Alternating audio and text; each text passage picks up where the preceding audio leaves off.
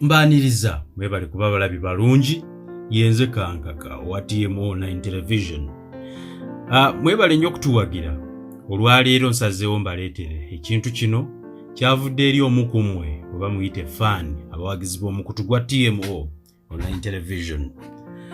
Omu ku bawagizi ba TMO musajja mukulu abeera e Kamuli yampeerezza ebbaluwa eno ng'ayagala ngisomere mmwe bafaani baffe nange ne nsalawo ngikole ngibaleetere.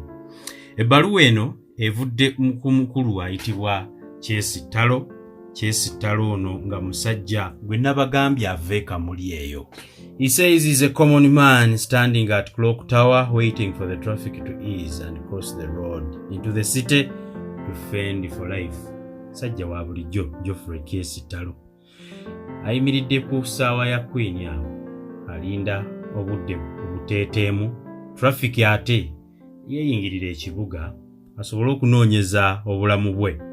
Kale nno ebbaluwa gyesembera eyo naye kale kamere nga ngenda mu bigambo bya Geoffrey Kyesitalo faani waffe okuva e Kamuli saba nammwe ebigambo bino mubyanirize kubanga bivuddewo omu ku munnammwe. Message ya Geoffrey eriki gyatuwadde olwaleero atandika bw'ati: Dear all, agiwandiikidde ffenna. I hope this message finds you well, but also I'm well aware that not all people will be well at the same time and all the time. Of course, some are suffering, some are ill, some are benevolent, and some in the election pressure, and others in other things.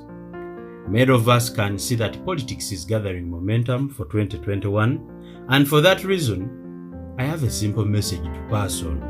Baluwa ya Kyesitalo wetu wetandise. Message number 1. Wearing an old pair of trousers with holes in it exposes the nakedness of the person wearing it. Okwambala empale enkadde erimu ebituli eyolesa obwerere bw'oyo aba agyambadde. But also, patching an old pair of trousers with new patches does not necessarily improve its quality. Okukuba empale enkadde ebiraka ebipya oba oli awo tekigyongerako mutindo. Message ya Geoffrey bwetu bwegamba. Also, wearing a new pair of trousers with holes in it exposes the nakedness of the person wearing it. Nate era okwambala empale empya ejjudde ebituli era naye eyolesa obwerere bw'oyo aba agyambadde. But wearing an old pair of trousers without holes that wholly covers the person wearing it maintains respect, dignity and decency. Naye okwambala empale enkadde etaliimu bituli obika obwerere bwo era n'osigaza n'ekitiibwa kyo ssaako n'obugundiivu bwo. I was young, but now I have grown up. When young, my mother clothed me. Now as a grown-up, I clothe myself. And this is one thing I noted. An old pair of trousers does not resent from being worn. It is rather the person wearing it to get wear of it, but it will usually be there for you. Bwe nali omuto, nali muto naye kati nkuze. Bwe nali omuto, maama yanyambazanga naye kati neeyambaza. Wabula ekintu kye ndabye era n'enjiga nti empale enkadde tekoowa oba tegaana kugyambala. Wabula gw'agyambala gwagikoowa naye nga yeesigala weeri. If a person with a new pair of trousers without patches loses it, he or she may never wear a new pair of trousers. Oyo alina ekiwero ekipya bw'akibuza ayinza obutambala ku mpale empya. But she or he keeps the new patch, may find and add on other similar patch and form a new pair of trousers. After all, trousers are a bunch of patches stitched together.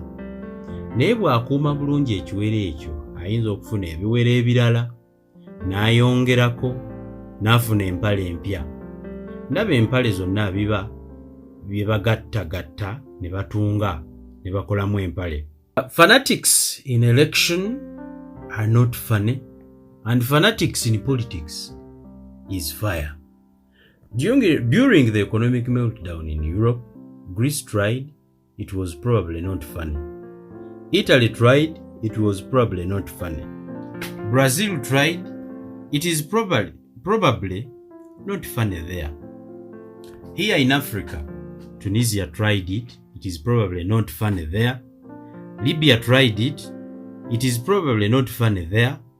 Egypt tried, only to be saved by an equally strong man. But more importantly, I have touched in the year 2021, and I can confidently say that in these forthcoming elections, there will be nothing to declare and nothing to hide. I can't work.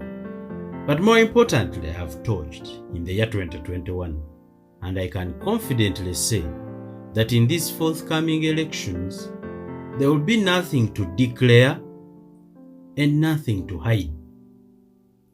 A message ya Geoffrey Kyesitalo.